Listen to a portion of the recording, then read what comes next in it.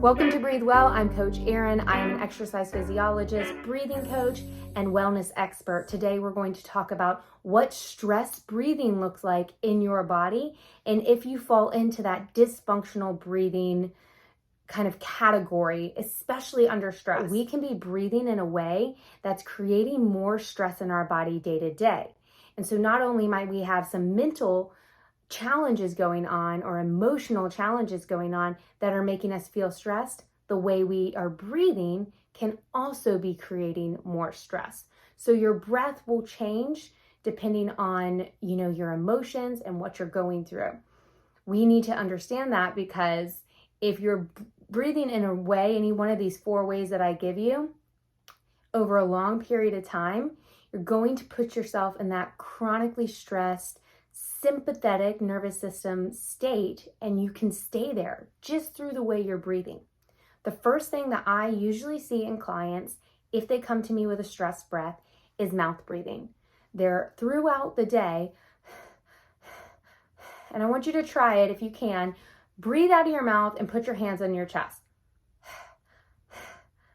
When you breathe this way, you're automatically getting into another dysfunctional pattern, which is shallow breathing, where you're using your accessory breathing muscles, the neck, the shoulder, the back of the body here, everything up in the top area.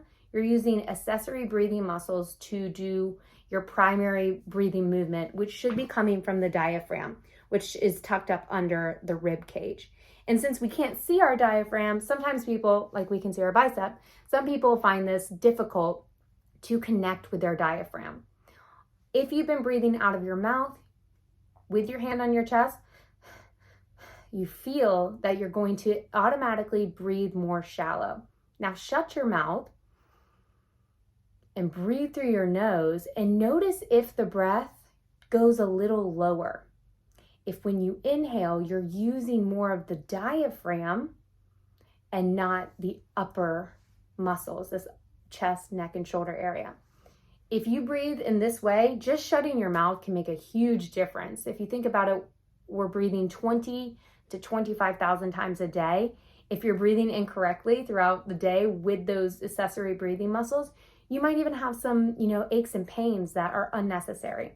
So start there with nasal breathing. The next thing I want you to look at is if you are trying to calm yourself down, or you've ever heard the saying of take a deep breath. And we hear that everywhere. I mean, I hear it all the time, even in like kids shows, as I'm listening to what my kids are hearing and taking in. And it's like, okay, take a deep breath. And this is what I see. You try it. When you take a deep breath, what does it look like in your body? Are you going,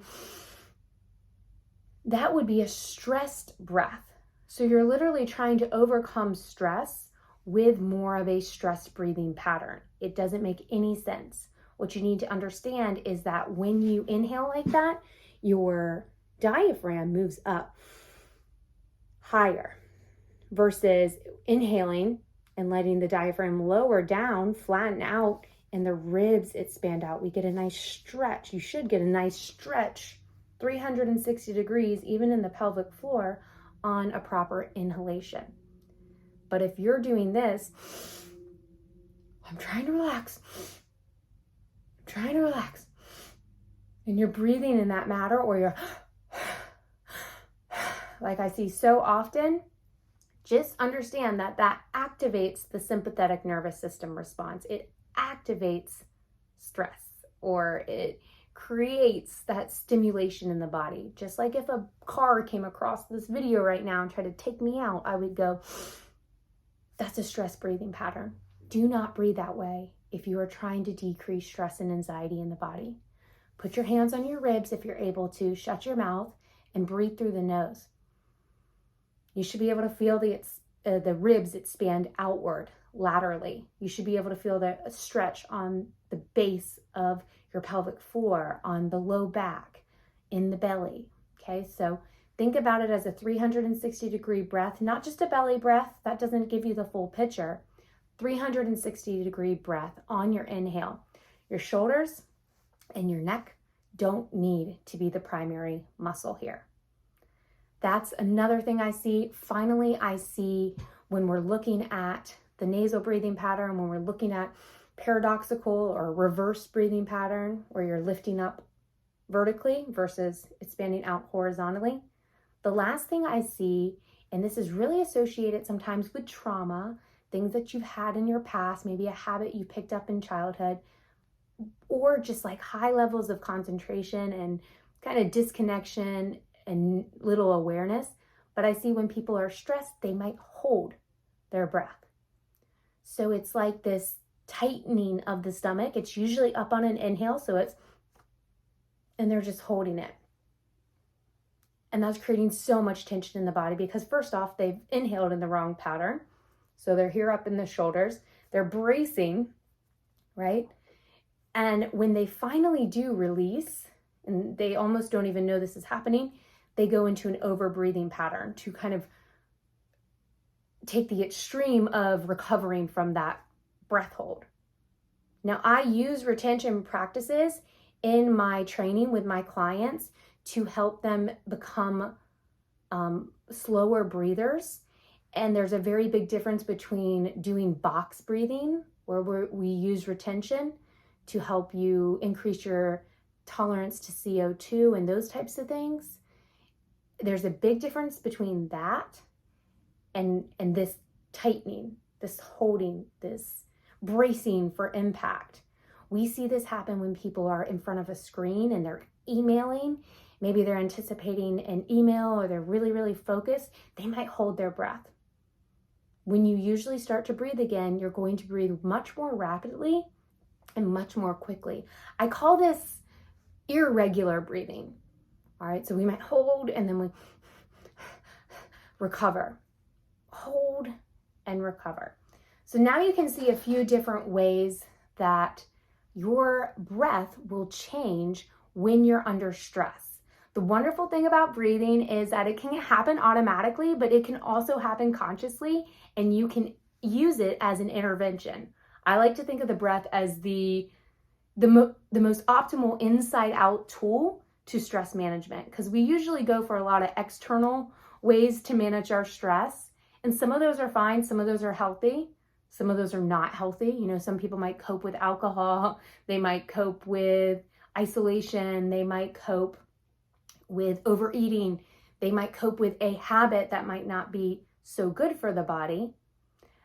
But if you start to use your breath to cope with your stress, the intervention is usually to slow down the breathing rate, to breathe in the correct pattern, give it just a few minutes. It is so effective. And that's why I really am excited about it. I'm a coach. I've been coaching for a long time, coaching way before I learned all this information about breath, which I learned it because I had postpartum anxiety and I was having panic attacks for the first time in my life. And no doctor could tell me why or what was going on. And I knew from teaching yoga for several years that I wasn't breathing correctly. And then I literally searched and taught myself and educated myself and learned how to breathe well. That was the question that many people just weren't answering for me. They were saying, yeah, you need to breathe. But I was like, how? You know, let's get into the biomechanics and the physiology. And I dug deep. And that's why I can speak to this. And I've been able to help so many clients improve their mind and their body and their overall well-being through the simple, natural, effective practice of breath work. The more you practice it, the conscious breathing techniques that I teach you, the easier it's going to get, the more aware you're going to be when you're out of balance, and you can quickly get right back into that intervention. So I hope you found this helpful. If you want to work with me one-on-one, my information is below. I also do workshops for corporations, and I just love to talk about mindfulness, breathing, wellness, communications, and all that whole world of personal and professional development. So get connected with me, and y'all just breathe well. Have a great day. Use these things. Let me know how it feels in your body. I will see you soon. Bye.